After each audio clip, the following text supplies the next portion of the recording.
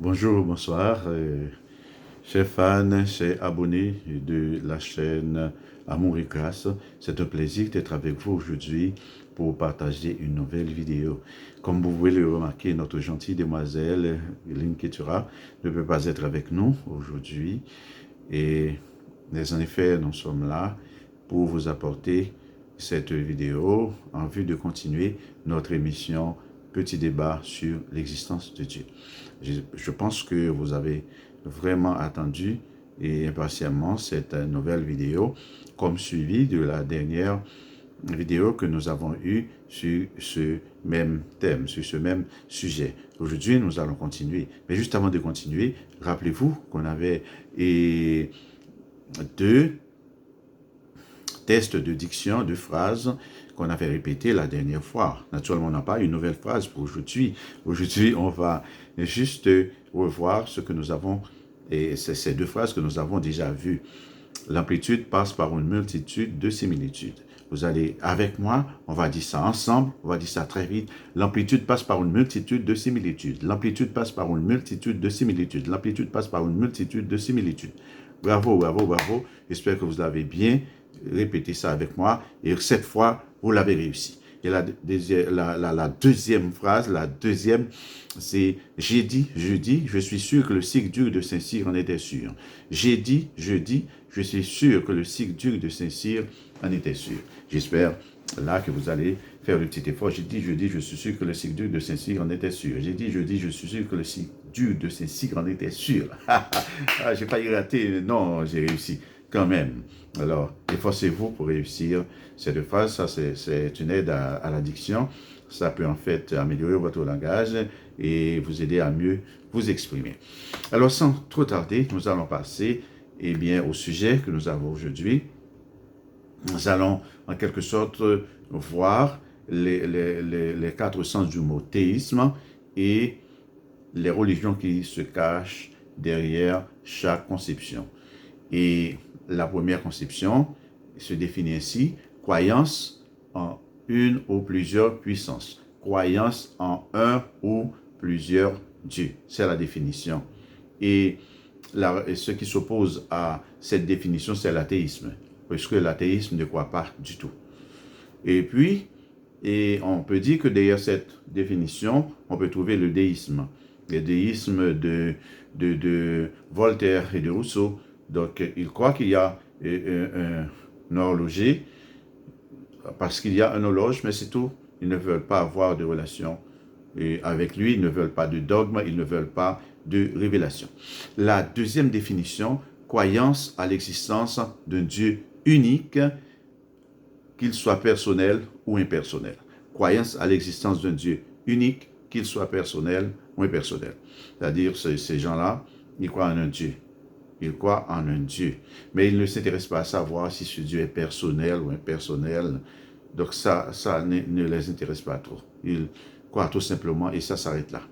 Croire qu'il y a un Dieu. C'est tout, c'est tout. Et la troisième définition, croyance en un Dieu personnel qui est à la fois transcendant, immanent et qui existe en une seule personne. Croyance en un Dieu personnel, croyance en un Dieu personnel qui est à la fois transcendant, immanent et qui existe en une seule personne. Donc, derrière cette croyance, cette conception se cache le judaïsme et l'islam. Le judaïsme et l'islam. Alors, j'ai oublié de vous dire que derrière la deuxième croyance, la deuxième définition, c'est la croyance en un Dieu en un Dieu unique, qu'il soit personnel ou impersonnel. Donc, derrière cette définition se cache le monothéisme, le panthéisme et le déisme. Et pour la troisième définition, donc, qui est la croyance en un Dieu personnel, qui est à la fois transcendant, immanent et qui existe en une seule personne, c'est l'islam et le judaïsme. Donc, le judaïsme ne donne pas d'attention au Fils de Dieu. Et puis, l'islam non plus, l'islam dit qu'il n'y a pas, que Dieu n'a pas de fils. Il dit ça, j'ai entendu quelqu'un dire ça, un musulman dire Dieu n'a pas de fils. Et Ketura a entendu ça aussi et elle m'a laissé une question. à laquelle on va répondre après. La quatrième définition, c'est la croyance en un Dieu personnel, unique, qui est à la fois transcendant, immanent et qui existe en trois personnes, Père, Fils et Saint-Esprit. Derrière cette définition, ou bien cette conception, se cachent les chrétiens évangéliques.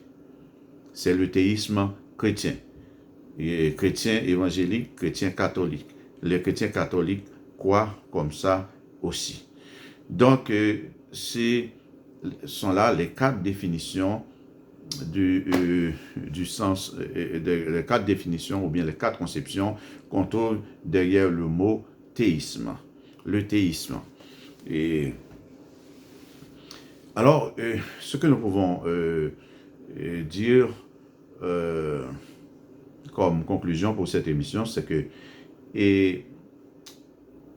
quand nous parlons de théisme, de croyance, nous ne parlons pas nécessairement de la croyance en Dieu, au vrai Dieu, au Dieu créateur, au Dieu tout-puissant, au Dieu omniscient, omniprésent, omnipotent, au Dieu rédempteur, au Dieu qui a envoyé son Fils, au Dieu qui a envoyé le Saint-Esprit pour entretenir l'Église. Il n'y a pas cette spécificité dans la définition théisme. C'est un thème qui renferme toutes les définitions que nous venons de donner. Et de croire que dire qu'il y a un Dieu qui existe, qu'il existe vraiment un Dieu, quand on voit ce monde, quand on voit le déroulement des choses, des activités, eh bien, quand on regarde, quand on contemple le ciel, quand on contemple la mer, quand on contemple les astres, pardon, quand on contemple le regard de l'homme en général, on comprend qu'il y a un Dieu. Mais il y a des gens ou bien des conceptions qui ne cherchent pas ce Dieu. Et ils attribuent cette chose à n'importe quel Dieu. Ils ne définissent pas le Dieu comme étant le Dieu créateur. Donc savoir que Dieu existe, qu'il existe un Dieu, ne suffit pas. Il faut connaître le vrai Dieu et avoir une relation avec lui. S'il existe, il existe pour nous. S'il nous a créés, il nous a créés pour quelque chose. Il nous a créés pour nous aimer et pour avoir une relation avec nous. Et depuis la création jusqu'à ce jour, Dieu est au contrôle. Il est au contrôle de tout. Maintenant, les questions de l'écriture. Dieu a-t-il un fils? Nous allons seulement donner quelques versets qui parlent de fils de Dieu. Jean chapitre 3, verset 16. Dieu a tant aimé le monde qu'il a donné son fils unique, afin que quiconque croit en lui ne périsse point, mais qu'il ait la vie éternelle. Jean chapitre 10, verset 30. Jésus dit, moi et le Père, nous sommes un. L'unité entre le Père et le Fils. Et Luc chapitre 23, verset 34, de Jésus, en rendant l'esprit, dit, Père, je remets mon esprit entre tes mains. Père, je remets mon esprit entre tes mains. Donc, alors pour répondre à la question, oui, Dieu a un fils. Le mot fils, c'est un morphologisme. Un morphologisme qui explique le rapport que Dieu veut entretenir avec les hommes. Donc Dieu a un fils. Et ce fils est venu pour mourir pour les hommes afin que les hommes deviennent aussi enfants de Dieu. Selon Jean chapitre 1er, verset 12. Donc ce fils est venu, il a connu l'incarnation, il est né dans la famille de David, dans la lignée de David. Donc il a, selon la chair, et il est parfaitement Dieu, selon Colossiens chapitre 2, verset 9. En lui habite corporellement toute la plénitude de la divinité. En lui habite corporellement toute la plénitude de la divinité. Donc c'est le Fils de Dieu, c'est la déclaration de Dieu. Et toi aussi, si tu viens à Jésus, tu seras appelé Fils de Dieu. Ne veux-tu pas devenir aujourd'hui Fils de Dieu et que maintenant tu puisses dire, moi je suis enfant de Dieu. Ok, c'est possible si tu reçois Jésus comme ton sauveur personnel. La deuxième question, y a-t-il une religion meilleure à une autre? Moi, j'aimerais pas parler de supériorité de religion. On aimerait de préférence voir derrière quel credo se cache une religion. La supériorité d'une religion dépend de la religion. Ça ne regarde pas. Ça dépend des personnes ou bien des adeptes de cette religion. Je m'en soucie pas. Ce qui importe pour moi, c'est de servir un Dieu qui existe vraiment. C'est de servir le vrai Dieu. C'est de recevoir la grâce du Dieu qui a envoyé son Fils mourir pour nous sur la croix, sur le bois infâme de la croix. C'est ce qui m'intéresse et c'est le plus important pour moi. Le Dieu que je sers, c'est le Dieu créateur.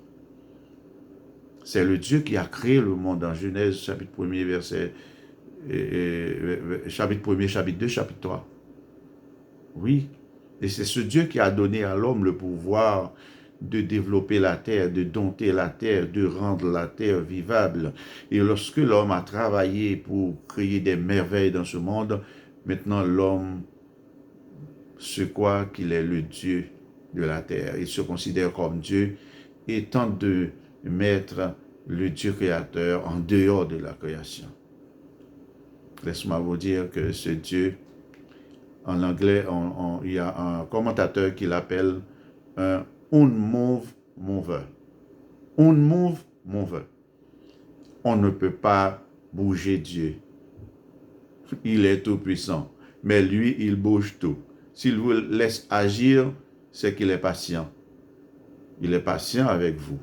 Si vous dites qu'il n'existe pas, ça ne le dérange pas parce qu'il existe et c'est évident qu'il existe. Alors, mes chers amis, je ne veux pas parler de religion. Je veux parler de Dieu. Moi, je suis enfant de Dieu.